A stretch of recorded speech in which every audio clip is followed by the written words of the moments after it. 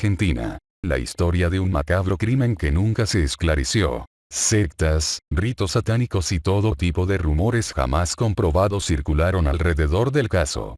Pero nunca se supo realmente quién la había asesinado y cuáles fueron los motivos.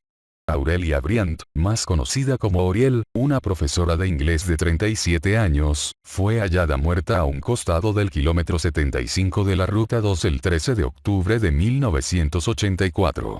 Tenía la cara desfigurada por una bala y unas 20 puñaladas en los genitales. El crimen conmocionó a todo Cityville, donde residía la víctima con sus 4 hijos.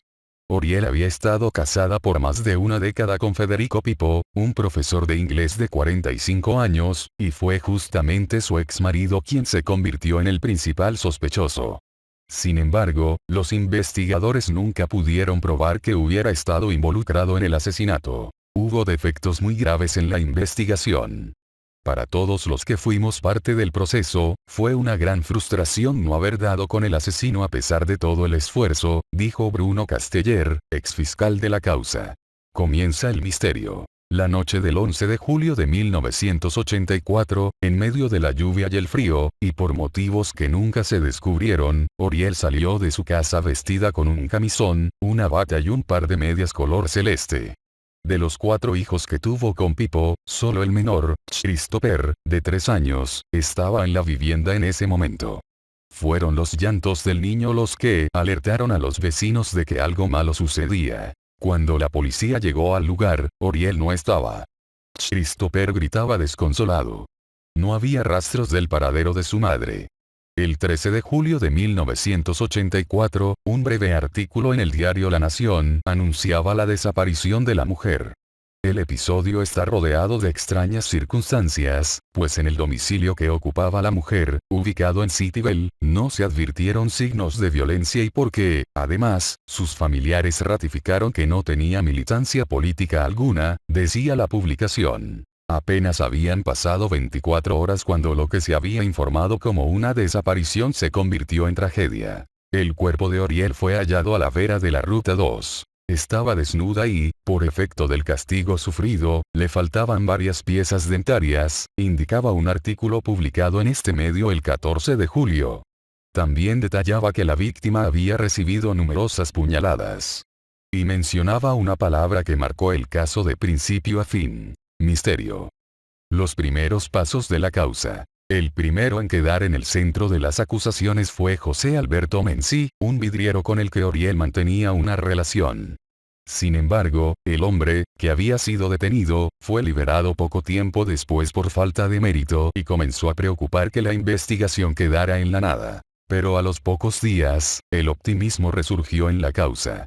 Todo hace suponer que se avanza con pasos firmes en la investigación, dijo una fuente el 22 de julio de 1984, según consta en un artículo en el que se hablaba de la posible detención de un nuevo sospechoso. Luego se diría que había más de una persona involucrada en el crimen, y se apuntaría al móvil pasional, como se le decía en la jerga policial de la época a este tipo de crímenes, término afortunadamente hoy en desuso.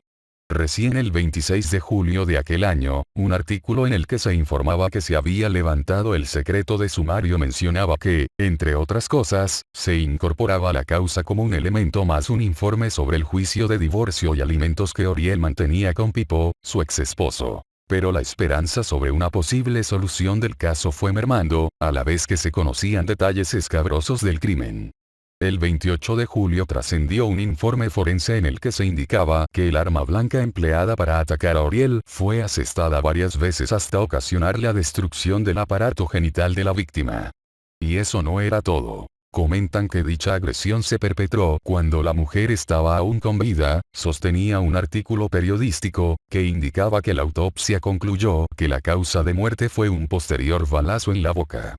Una vez muerta, Oriel recibió otro disparo, esta vez en el glúteo. Todo esto condujo a que los investigadores comenzaran a sospechar del círculo íntimo de la víctima. Era demasiada hazaña, era algo personal. Las sospechas sobre Pipo. A las pocas semanas del crimen fue detenido Carlos Davis, a quien apodaban Charlie, quien había sido alumno de Pipo. Davis fue apresado al ser considerado un testigo de singular importancia, indicaba la prensa de la época. Poco trascendía sobre qué fue lo que condujo a los investigadores hacia él. Recién el 2 de agosto se produjo la detención de Pipo y se le imputó el delito de secuestro seguido de muerte. Durante los días siguientes fue interrogado en varias oportunidades, aunque poco trascendió de lo que le dijo a la justicia. El hombre era profesor de literatura y filosofía en diferentes colegios y trabajaba los fines de semana para la división balística de la policía bonaerense. Los investigadores lo recuerdan como un tipo raro, medio exótico que refutaba todas las acusaciones con argumentos muy sólidos. El 9 de agosto, se publicó un artículo titulado «Hay evidencias de la responsabilidad de Pipo en el crimen de su esposa». Allí se hablaba de supuestos malos tratos del hombre hacia Oriel previos al homicidio que se contradecían con la armonía que había asegurado el imputado que mantenía con su ex. Pipo, sin embargo, negó todas las acusaciones e insistió en su inocencia. Nunca le dije a nadie, ni a Carlos Davis, ni a otra persona, que yo iba a hacer matar a mi ex esposa, y tampoco que había contratado gente o que fuera a pagar por su muerte. Nada de eso es cierto, aseguró publicada el 16 de agosto de 1984. Al día siguiente, Pipo fue liberado, aunque no desvinculado de la causa. De las certezas a un final amargo. Durante los siguientes meses se realizaron allanamientos en propiedades de Pipo, que volvió a ser detenido. También fueron apresados otros familiares del ex de Oriel, su hermano Esteban, su madre, Angélica Rosa Romano de Pipo y su primo Néstor Romano, y se llevaron a cabo numerosas medidas que fueron sumando hojas al ya abultado expediente. Por momentos, el caso parecía avanzar hacia el esclarecimiento. Todo se va redondeando, las piezas del juego combinan entre sí, hay coherencia, pero faltan palabras. Es decir, confesiones, que es lo más dificultoso, aseguraba una fuente de la investigación a este medio el 18 de septiembre de 1984. El 27 de agosto de 1985, el abogado de la familia de Oriel denunció que el crimen habría sido filmado. La posibilidad de que el asesinato de Aurelia Catalina Briant haya sido filmado no causó sorpresa. En medios próximos a la policía bonaerense se afirmó que se sabe de la existencia de un grupo de personas dedicado a la producción de filmes pornográficos y macabros, muchos de los cuales son tomas reales de asesinatos, de muy buena aceptación comercial y elevado precio en cierto sector del mercado estadounidense, indicaba en un artículo de ese día.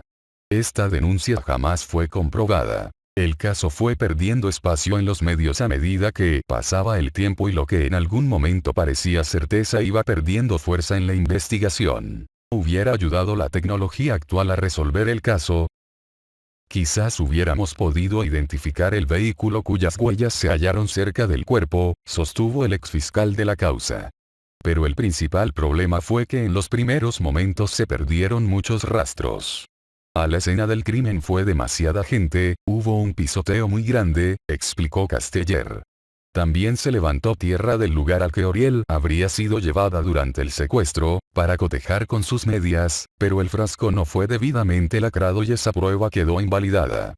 Como esos, muchos detalles imposibilitaron avanzar, añadió. Los grandes expertos consideran que todo lo que se haga durante los primeros momentos, desde que se encuentra un cuerpo, son claves para determinar lo que sucedió. Y eso, para Casteller, fue una de las razones por las que este caso no pudo ser resuelto. Mi mayor frustración fue no haber estado en la escena del crimen al momento del hallazgo. Era la feria judicial de julio y yo no estaba trabajando. Cuando me reintegré, ya habían pasado 10 días. Pienso que, de haber estado allí, podría haber colaborado a evitar que se perdieran pruebas, lamentó. En 1988, tanto Pipo como el resto de los sospechosos fueron sobreseídos.